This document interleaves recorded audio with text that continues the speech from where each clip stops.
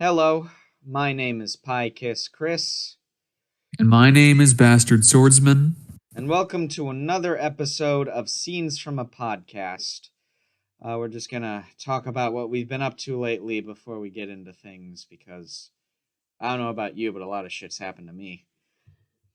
Yeah. Um, well, I got my wisdom teeth removed, and thankfully, or the little incisions in my mouth have closed up enough so that I can, move my jaw regularly and I can talk normally, pretty much.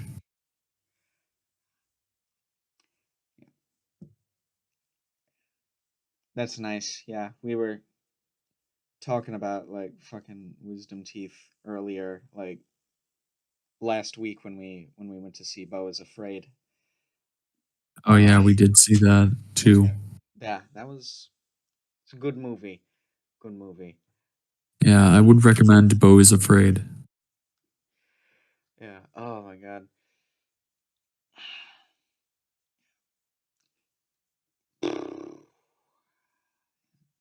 Uh,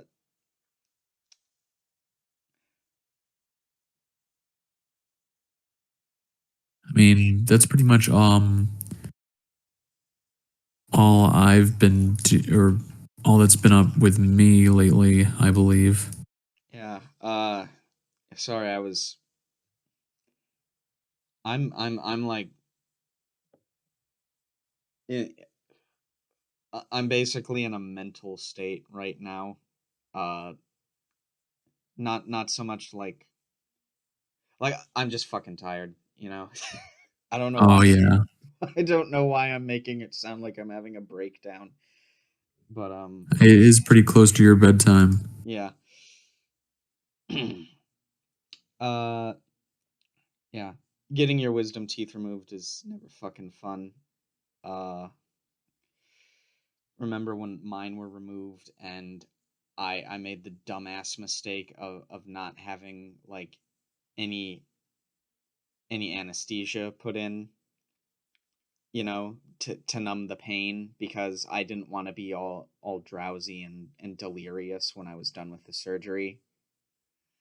And it was just like the most miserable fucking experience of my life. Yeah, for anyone who hasn't yet gotten their wisdom teeth removed, I absolutely would recommend taking the anesthesia or whatever.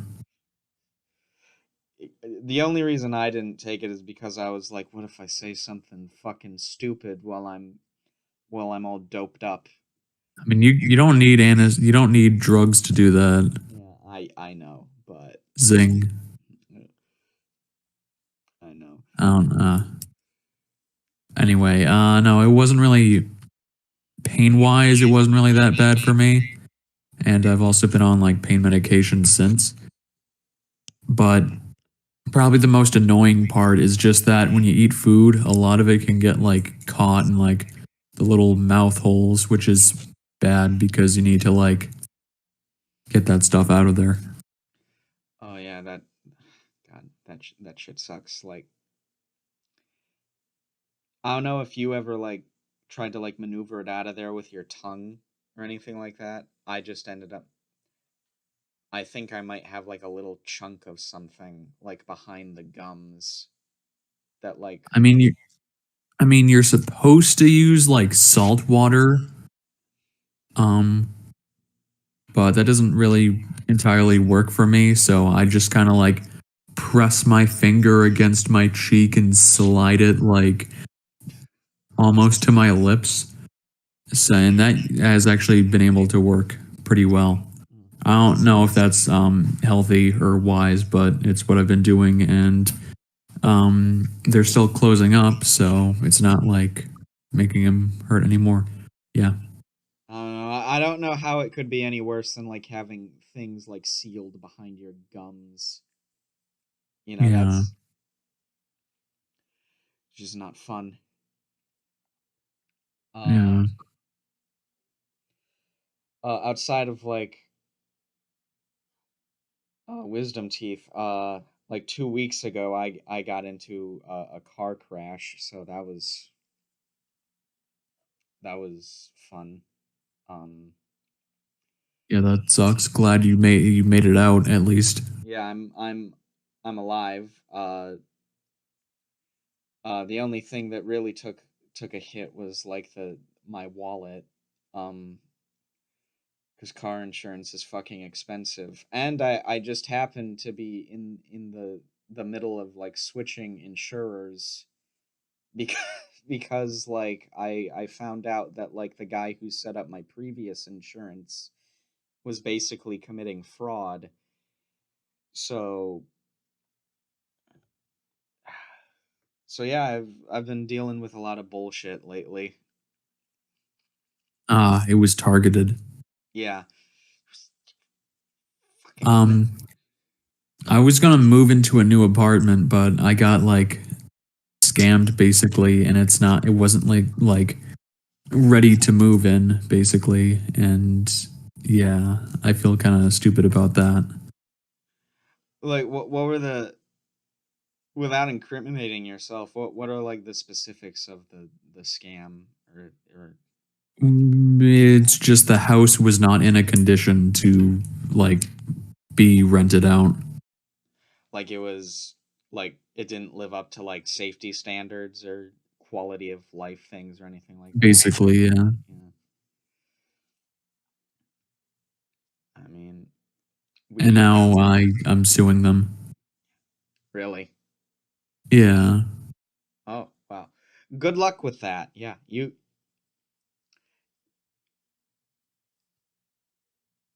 no, good luck with that. I've never sued someone before. I mean, it's pretty likely I'll win. I'm just more embarrassed about getting into that situation in the first place. I don't know, man. I feel like we live in like a an area of the country where like it does not surprise me that someone would try to pull that shit. So I mean, yeah. I mean, we both live in like upstate New York, and they say that a lot of people like to say that, oh, New York's such a great state if you take out New York City, but like no, a lot of the cities in upstate New York are like shitholes, honestly. Like not very nice places to live at all.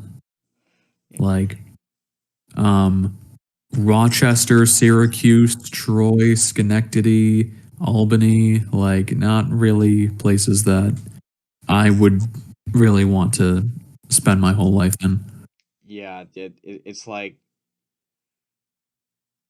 people only say that like the other areas are of New York are good because they basically only know the Big Apple, but no, I mean, New York City isn't even like, I mean, yeah, there are like some big problems with it and there are terrible areas, but it's not even like one of the worst big cities. Like, it's definitely not like as bad as Chicago or Baltimore or Detroit or St. Louis or even like LA.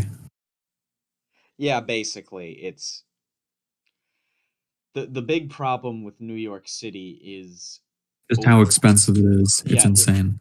how expensive it is and how overcrowded it is. That's true, but people have been moving out. Yeah. Mostly just because they're getting priced out. Yeah. Ah. We have not been talking about very fun subjects here lately. No, No. I I don't think I mentioned this last time. Yeah, no.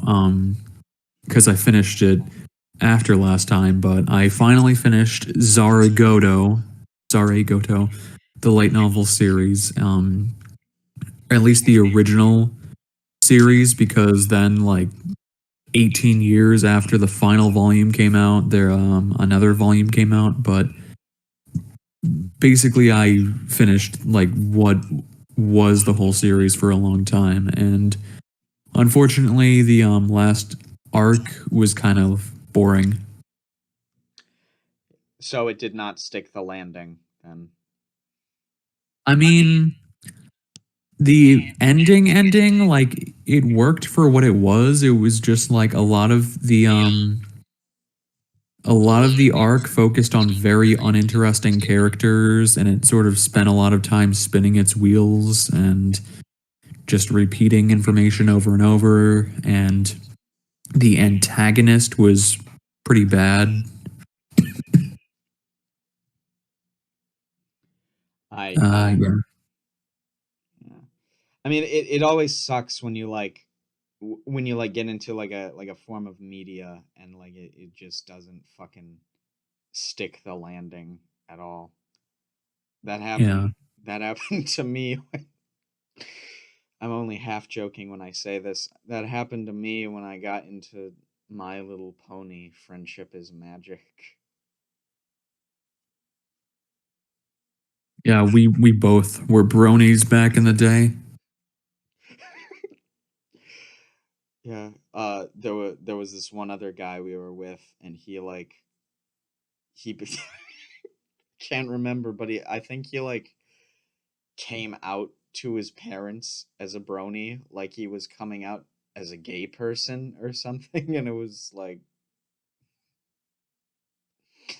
it was super fucking funny. I mean, it is definitely a big like it's more of a reason to disown your kid than them coming out as gay, probably.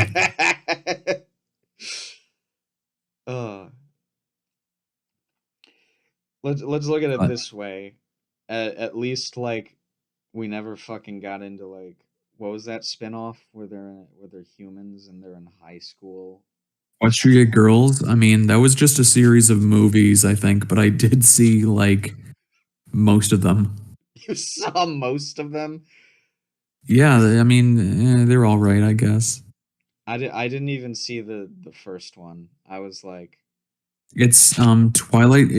It's I mean, it's a spin-off, but it's also like in the same continuity as Friendship is Magic because like Twilight Sparkle basically like I don't know, like I don't know the particulars of how it happens, but I don't know, she falls into a portal or something and then she ends up in a world where they're all like anthropomorphic.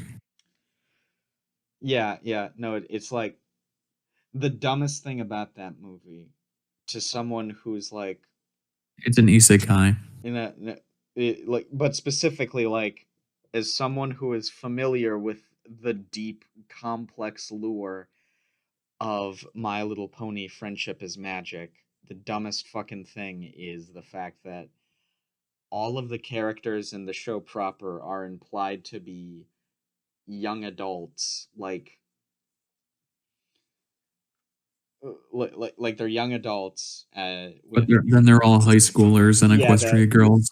yeah basically like this fucking 20 something year old woman stumbles out of a portal from another dimension and is like I'm gonna blend in with high school students. She's 16 in horse years. Well, probably not. Yeah, horses don't live as long as humans.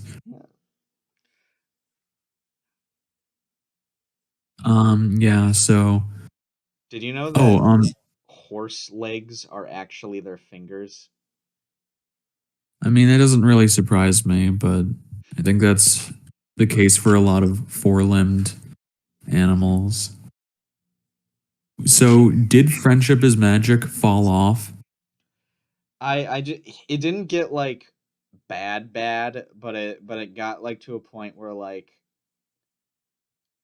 it didn't need to continue after like season 4 and it just kept going and Yeah, coincidentally, I stopped at the end of season 4 and I didn't even like plan on watching or no, I planned on watching more. I just never got around to it. it's basically like that's more or less its finale, like as far as I'm concerned, and then it just keeps going after the finale, you know. Yeah. I'd like to It's assure like our who shot audience. Mr. Burns? Yeah. Uh, I'd like to assure our audience that we are, in fact, very muscular, masculine men who get tons of bitches and stack paper. That's true. I'm recording this from my multi-million dollar luxury mansion right now. I just got done spotting some like fucking dweeb at the gym, and he was like, "Dude, how do I fucking get the muscles that you have?" And it's like, protein shakes, dude. You gotta slurp down all that disgusting glurge. I thought it was steroids. Well, that's one of the secret ingredients, but Yeah. Anyway, Zarigoto, kind of mid. It has its ups and downs. I think the second volume is still pretty fantastic, but yeah, it's okay, I guess. so was the finale like just disappointing because it was like generic compared to the other arcs, or was it like It's more just like, well, part of it is the writing style got like, well, it always was kind of pretentious, but it got a lot more pretentious. And uh, it was just kind of uninteresting. that's fair. That's fair. But yeah,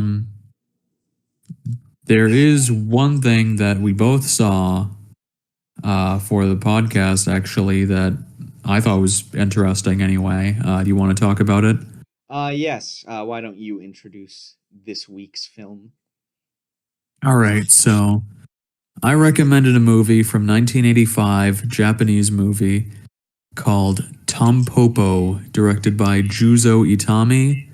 Um, and it's it's not like a typical narrative film. A lot of it is like it's basically a collection of vignettes, but a lot of them are tangentially related to food and the consumption of it. And yeah, I just thought this was kind of like a fun, pleasant, charming little movie, and I quite liked it. What about you? I think it's sort of halfway between like a vignette compilation and like a traditional narrative film. Like there are a lot of cutaway stories.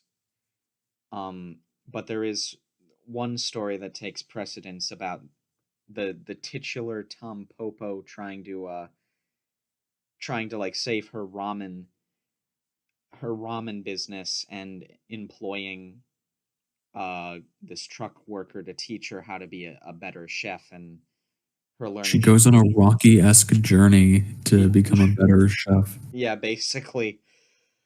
And that was fine. I thought it was a cute, charming story. I think I just really preferred the vignettes, though. I think that the film would have been stronger if it. This might be controversial. It might be stronger if it didn't have like a central narrative, and did just like go all out and be these vignettes surrounded only like by people, connected only by like food and our culture around food, and how we and the stupid rules we have around food. Yeah, maybe, but I mean, I did like the main story, but yeah, probably it would have worked better as just like an entirely like anthology sort of deal.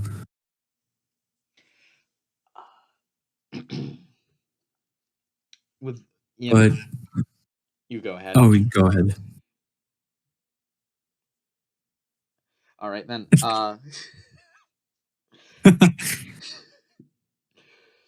Ugh, too fucking polite for my own good. I do think that like one of my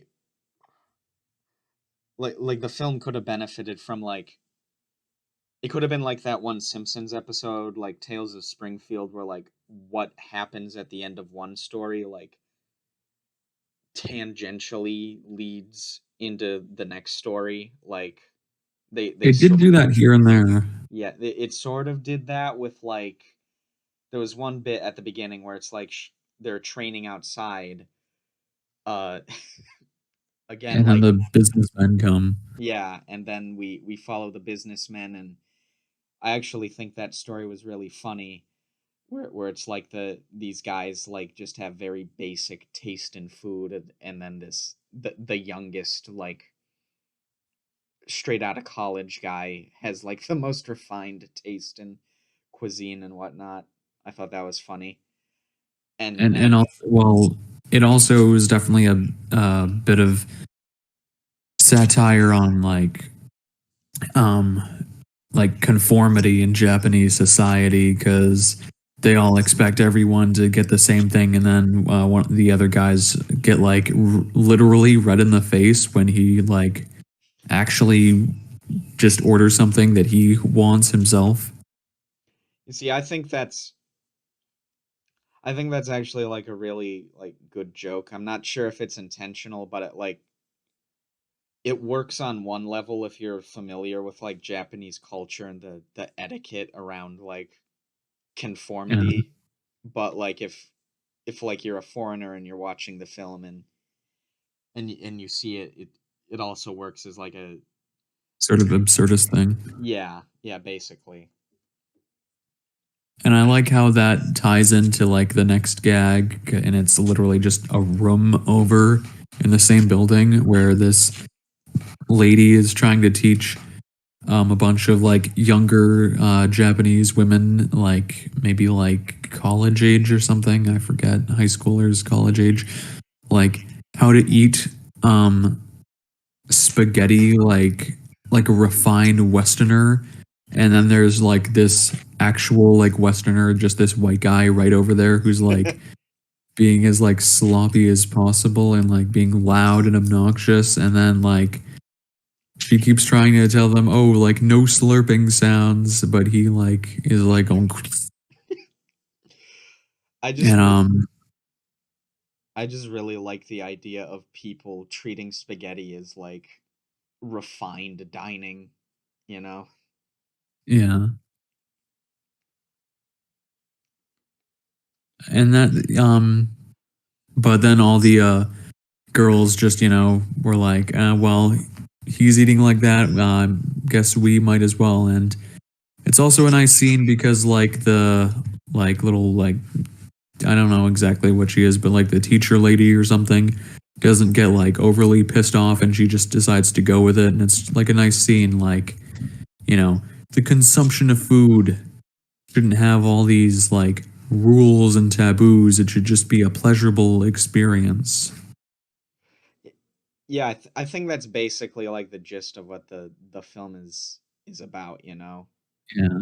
Uh, the one of my it's not particularly funny, but it's one of my favorite bits in the film is like there's this guy eating an ice cream cone after having like surgery, like dental surgery.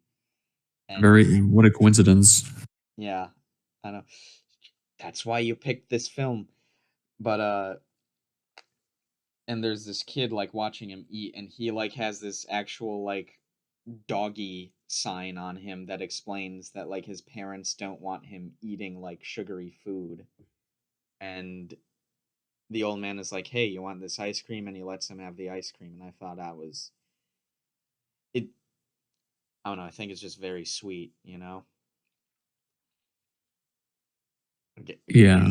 Again, how we like sort of control what we let people eat and put in their mouths from like a young age. Yeah. Like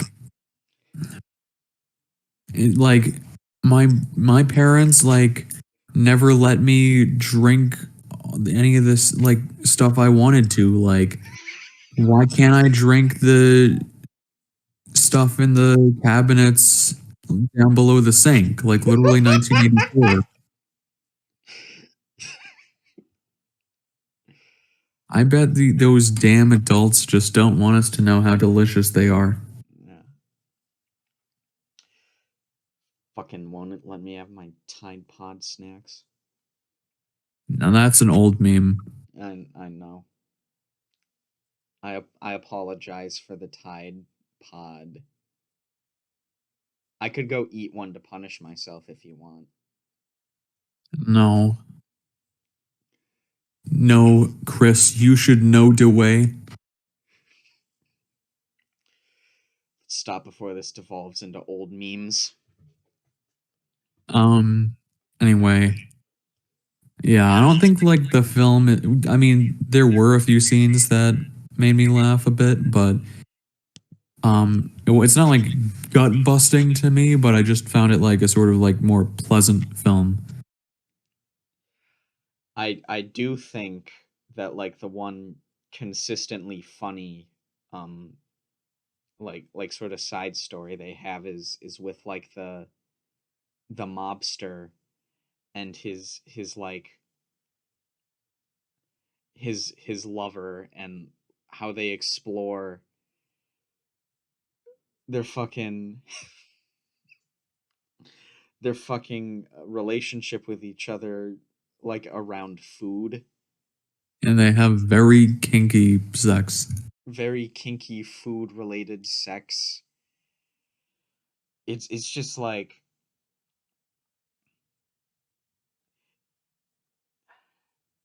I don't know if other people found it tame, like, but like there's like a scene where like they're doing the grossest thing imaginable, where they're like French kissing while also like regurgitating an egg yolk back and forth between each other's mouths, and it's just like it crosses like, it's not like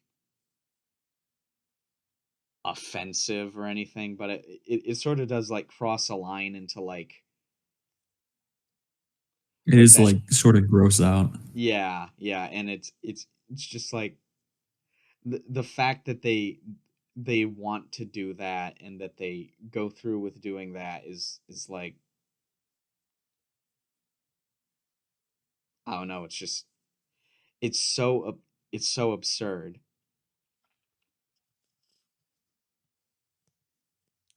Yeah, the Yakuza guy is actually played by a pretty big Japanese actor called Koji Yakusho, but this is like one of his very earliest roles, and he didn't like really get big until like the 90s and the 2000s.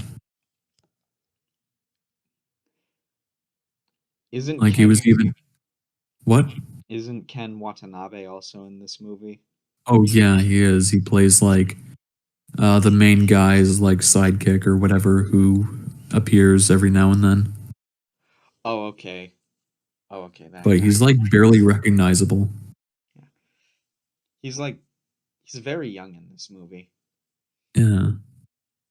And I mean, I think a lot of people at this point recognize him for being in like English language movies more than Japanese movies.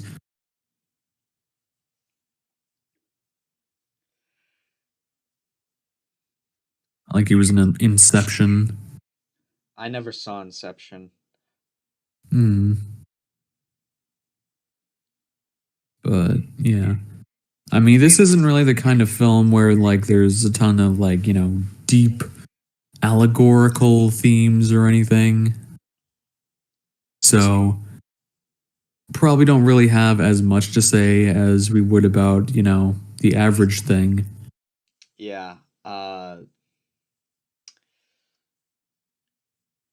I do feel like I I do sort of struggle to say things about this film other than like I found it charming and I found certain jokes funny, but it is something I think people should see. Well, actually, if there is one thing from the main story I do find interesting, it is the way they sort of like go around to other like ramen soup places and sort of like study their techniques in order to like improve their own. I thought that that was actually like really interesting, the like the insider trading, you will, of like the Yeah, food industry. yeah. I mean, it's a film about food, but it's also a film about just a sort of love of life, which is why they chose such an interesting shot to end the film on, because like a baby sucking on a tit. That that was like just before like the credits started to roll over the road shots, right? Or was that like in the middle of Yeah, the credit? Yeah, okay. yeah. I mean, it's fitting because you know, I mean, it's milk in a way. I mean, we drink milk. You know, it's related to food and it's also sustenance. It's sustenance for every baby in the world. So you know, it's very representative of the film's ethos. Yeah. It's you see what the film is truly about is letting go of your childhood, letting go of the tit you've so selfishly been fucking sucking on, like the parasitic leech you are, and learning to live for your goddamn self. I think that's what the film is really about. So true. Yeah. Yeah. So yeah, I liked the film a lot. I would recommend it. Um. And what about you? Uh like I said, Would you recommend this film? yeah, I would. Like I said, I would have preferred it if had it been like just a vignette film about like loosely related stories. But the story we did get is fine. You know, it's charming. There's this one bit in the film where I felt maybe like it was kind of jarring with the tone of the rest of the film, where like the black comedy of it sort of like went a little too far, like Are you talking about when the Yakuza dies? no, I'm talking about the scene where they where they kill a turtle live on camera. Oh shit, I forgot about that. That was crazy. Yeah, I mean, like, I get it, like we eat other animals to survive, and I get the commentary. We're not like really comfortable with that, but I don't know, man. I just think showing an animal dying on screen is a bit gratuitous. Like Yeah, I mean that was pretty common in Italian films in the 80s. Italian films. Yeah, it's a pretty common like shock value thing. But yeah, that was kind of weird Well, and unnecessary a little bit. I'll give the Italians a pass on that. Catholicism, it leaves them very repressed. But other than that, I felt like the the tone does a good job of being like goofy and sincere at the same time, and yeah, I don't know, it doesn't like it doesn't like it's not much, but it really didn't need to be much, you know? Yeah. Yeah.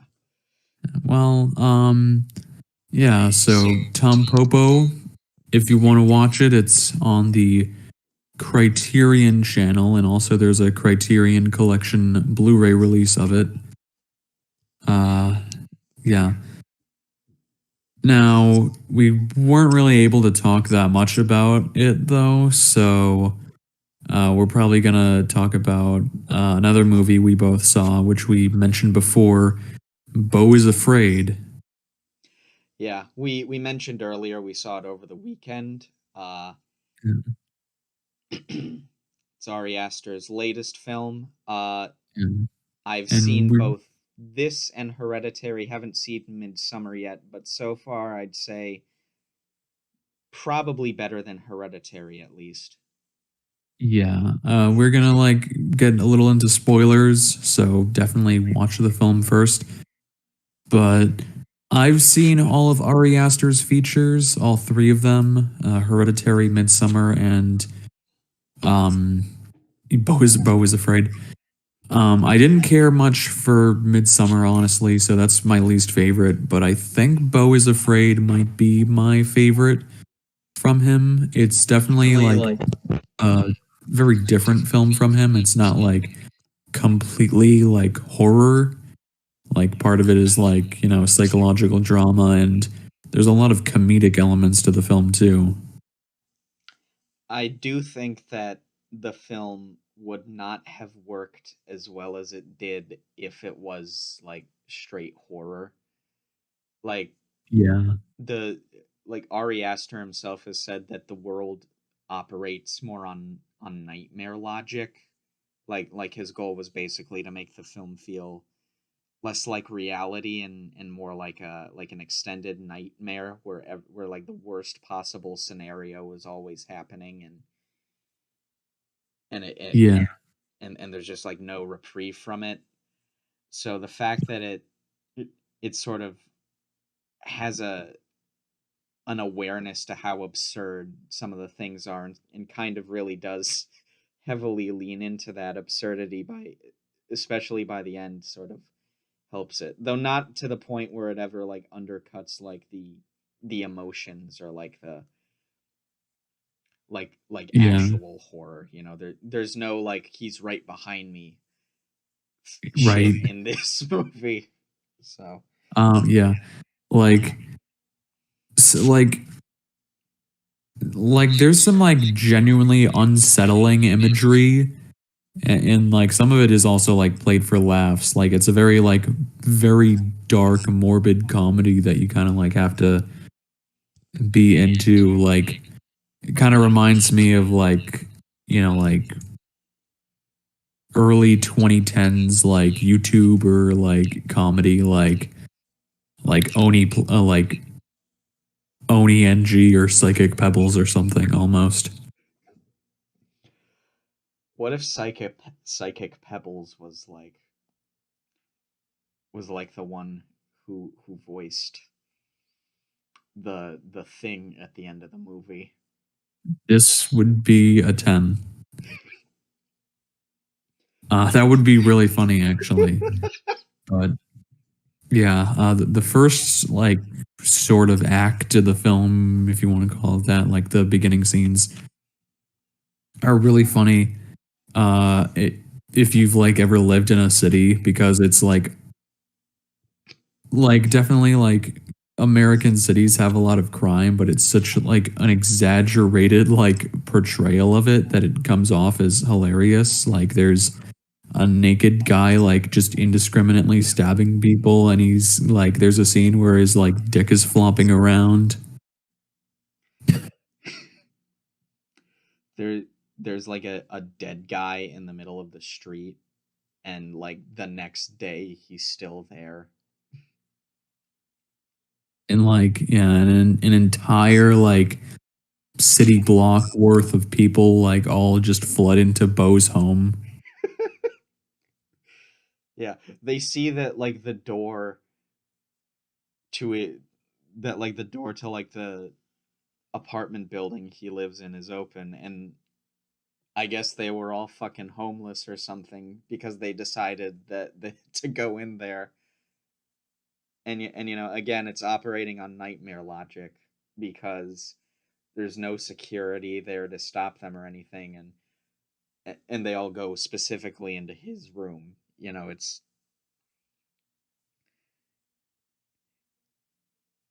It's definitely a film that portrays like anxiety pretty well, like yeah. severe anxiety. I do wonder if Joaquin Phoenix, who does do a good job in this film, I do wonder if he's gonna start getting typecast as the mentally ill guy in movies going forward. Uh, I mean, he already kind of has. I mean, there's the Phillips or the Paul Thomas Anderson movie The Master, where he plays like a guy with mental illness. And I mean, her isn't really on the same level, but he does play a sort of weird guy who's I in love with a phone.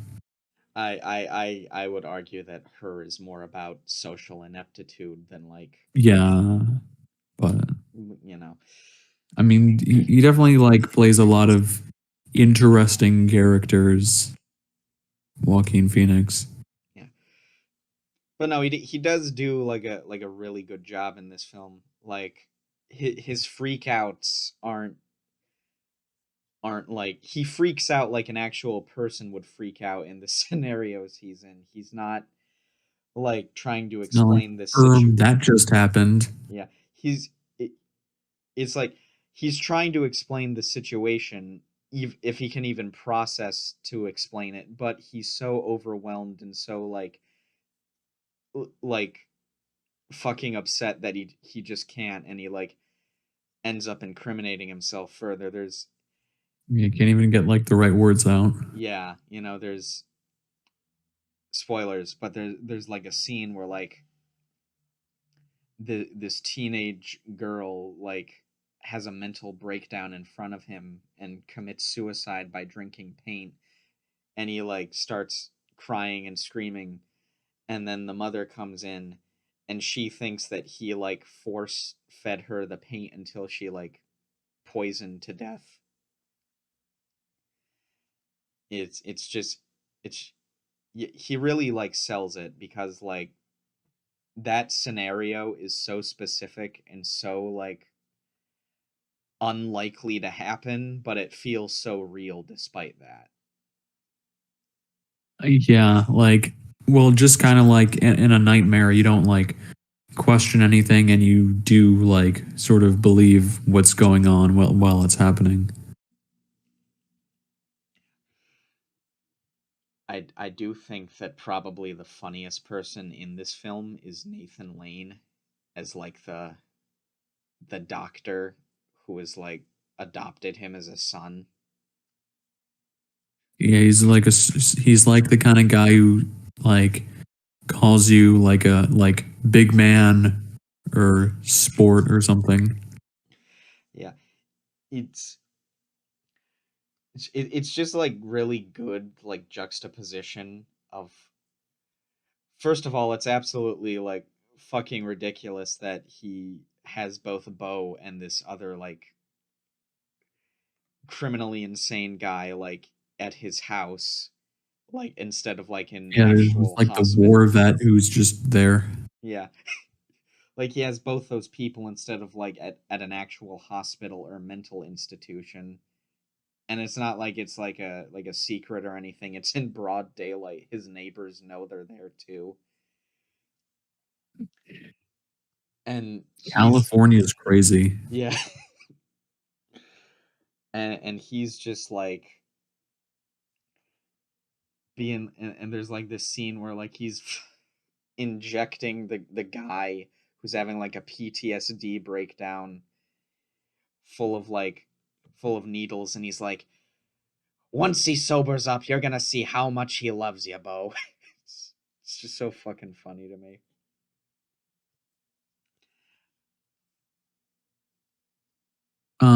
It's kind of crazy that this film was like able to get made because it's like one of it has a relatively big budget for an A24 film and it's like 3 hours, which is crazy. Like I don't think it needed to be 3 hours. Could have probably cut out like 20 to 30 minutes, but at the same time, it does sort of like give it a unique feeling because it's almost like a sort of endurance test. Although it wasn't really trying my patience or anything. It just, you know, I don't think it really tried my patience until like the last 40 to 30 minutes, because yeah, the last 30 or so minutes. yeah, the last 30 or so minutes, because I feel there are like some aspects of that ending that could have been removed, and like the general gist of it would have stayed the same. Uh like minor spoilers, but there's basically like this subplot where like he meets back up again with like this person he hasn't seen in years, and I don't know, I don't really think that needed to be in the movie. Mm, yeah, but it also did like show how the stories his mom told were false, but like there's this weird like subplot about how Beau can't have sex with someone or he'll die because like that's apparently how his dad died and how like all the males in their whole family line died. But then it turns out like when he has sex with the girl from his past, he like she ends up dying, so it ends up like being a very like different curse, although that does kind of raise some questions about how the mom is able to be alive, but who knows? Nightmare Well, logic. yeah. Well, I mean, like especially after the next reveal. Yeah, where his dad is like a huge dick, literally. He's just a dick. He's just a penis. he's he's a massive penis monster with a face and little praying mantis hands. That's one of like the craziest things I've seen in a film recently. Yeah.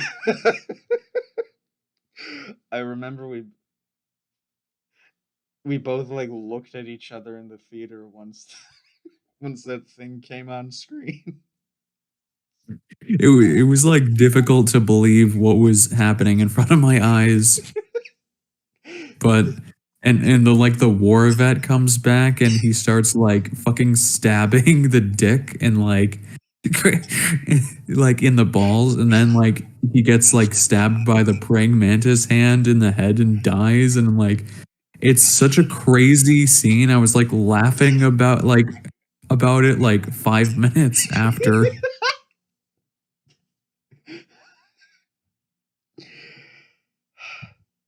I had to like stop myself. Like the rest of this of the movie was like proceeding, and I was like Yeah, I I could not forget about that. I could not get that out of my head. yeah. Yeah. No. That's like the only like legitimately over the top like bit, like where it like it goes full on absurd. Like before it's like very stylized, but you kind of accept that that's just the logic Yeah, that the you can world. accept like you can accept that it's like the real world Yeah. before that. Yeah. It isn't until that shows up that you're like, "Oh, okay. I see what he's getting at here." Yeah. Uh the It's penis another monster. film like Ari Aster definitely has this fixation on like familial trauma and sort of the um trauma and curses like passed down between like generations. Yeah. I believe I said this without really elaborating on my point on in a Discord chat where I thought that the film was partially, not fully, partially about like, and this is gonna sound really fucking dumb when I'm saying it out loud. I think it's kind of about internalized misandry. Uh, and the reason I say that is because so basically like looking past the giant penis monster, it's basically about like the mother being traumatized by her sexual experience with the father and taking that out on the son and like raising the son to hate himself and be submissive. Yeah. So you I don't don't. What were you gonna say? I don't know about the misandry part. I don't think that like plays a big role in the film, but it is definitely about like that sort of like complexes that parents can unwittingly instill in their children, and um like how, like, just the unhealthiness of like obsessive relationships and stuff.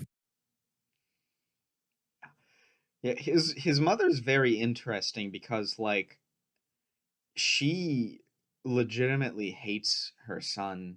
Like she hates and resents the fact that she had to have him, and yet she's offended by the prospect of him not being a part of her life, or not Yeah, wanting to be part of her life anymore, and you then know. she like blames him for it. Yeah. I mean, I I know this is a fucking platitude, but it's surprisingly realistic, with what it's commentating about. The actress that plays his mom is also like over 70 years old. She's a MILF, like, for real. Yeah.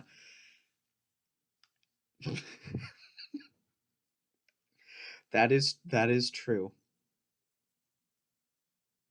What was her name again? I'm gonna feel really stupid if it's someone famous. Um, 1 second. I need to look it up. Um, yeah, the one who played the mom is called Patty Lupone.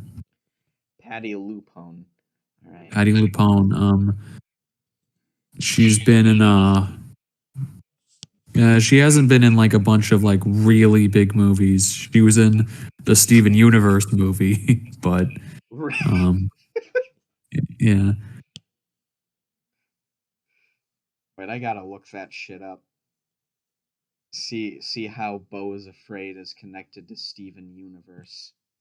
cinematic, the A24 Steven Universe cinematic uh, universe, universe. Yeah, um, yeah. The point of the like the point of every scene isn't really like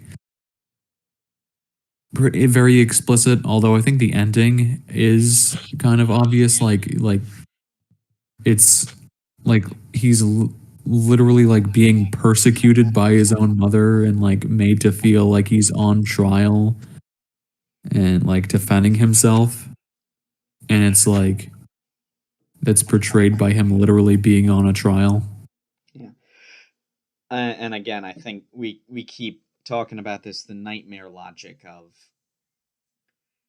like you could very easily like actually see the events of the movie as like sort of like a dream, sort of like manifesting this very troubled person's, complexes and feelings and insecurities about his mother, and it's like in the real world, like obviously, like nobody has most people do not have parents who have the power to like go to the lengths that Beau's mother goes to, but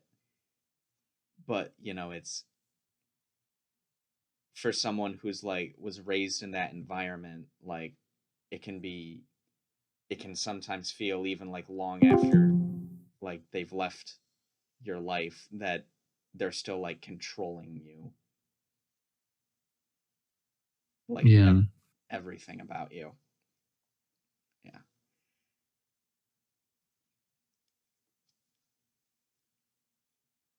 Yeah, pretty insane movie. Definitely one that's difficult to really gather all my thoughts on. I definitely need to see it again, but it's also like quite an ordeal to see again because it's like a 3 hour film. But yeah, If I were to see it again, which I probably will when it comes out on like Blu-ray or whatever, it'll yeah, probably be like split up between like I'll see so and so amount this day, and then the next day I'll like watch the rest of it, you know. Oh, one of my favorite parts of the film is that the part with the live action animation. That part, that one, that was like crazy. It it is that is probably like the best scene in the film. Uh, Yeah, you know, that whole sequence and like just how it like progressed and sort of like this visual journey through his mind as he like projects himself into the this play that's going on in front of him. I feel like that sort of contributed to like my fatigue for like the rest of the movie, because after that scene, like it's hard to like top that, you know. yeah, definitely. Like from a visual standpoint, absolutely. Yeah. uh And that part was also like created by two Chilean filmmakers who also made this awesome movie called The Wolf House, which is okay. like a bunch, which is mostly like puppetry and paint on wall animation, and it looks amazing. So, yeah, that was cool to see their names in the credits, though. Yeah. We might see the Wolf House sometime in the future, who knows, but yeah, Yeah. you've definitely told me a lot about that movie, and that was I definitely like look forward to seeing it just based on that scene alone. Yeah. Um, Yeah, recently, like, I mean, there's MCU fatigue. Well, that's not even just a recent thing, but that's been a thing for a while, where you just kind of get sick of MCU movies. And last year, I saw this really awful A24 horror movie by Alex Garland called Men. And it was like, it felt like a parody of A24 horror. And I'm like, oh my God, are we experiencing A24 fatigue now? That would suck. But I mean, no, this film is really good, and A24 is still putting out good movies, which is nice. I And it's mean, very like original in its own thing, while also being clearly an Ari Aster movie. on the subject of like MCU fatigue, even as someone who thinks that the MCU is should just fucking end already, and that like we should stop trying to like create cinematic universes in general, I do think that like fatigue has less to do with like, oh, a saturation of a certain genre. I mean, that plays a part, but that more so just like a decline in quality, you know, because like I recently, Yeah, like producers and stuff and like executives get complacent because they realize like they can churn out the same shit over and over and still make a profit. yeah, but yeah, basically, you know, and I was reminded that like I actually used to really like the MCU. I didn't think it was like the best thing ever, but I liked like the earlier films when I saw like the newest Guardian film, and I'm like, "Oh yeah, these films used to have like actual effort put into them." I mean, ironically, I'd say the Guardians films are the only ones still worth watching, but I Yeah. haven't seen the newest one. But I've been an MCU hater for a while. It's more so like it's not even the fact that the films themselves are mediocre. It's the fact that it's just like the effect they've had on the industry at large.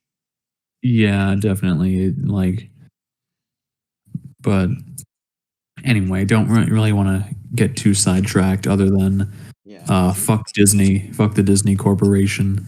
Yeah. Uh Want to give our final thoughts on Beau Is Afraid? Sure. Yeah. It's definitely not as accessible as Hereditary or Midsummer, but I personally like it more. And I actually know someone who previously would not consider themselves a fan of Ari Aster at all. They did not like Hereditary or Midsummer. They kind of hated them, but they oddly enough they liked this film. But I can easily see people who like Hereditary and Midsummer end up not caring for this film.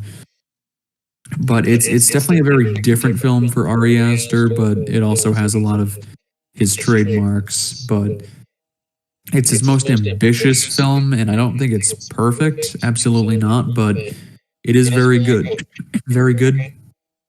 And if if you can handle a long movie and a weird long movie, and you like sort of like twisted, demented movies, definitely give it a shot. I'd give it like a 7 personally, but like a strong 7. But yeah, good movie. Me too. Probably like a 7 or an 8.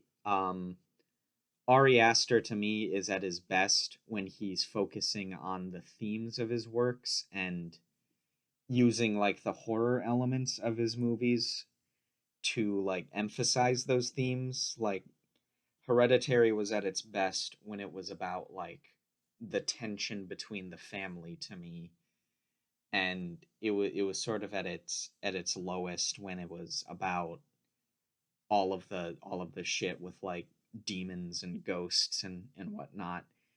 I Uh just realized I think this is his first film that doesn't really dabble in occultism at all, at least yeah, of his features. yeah.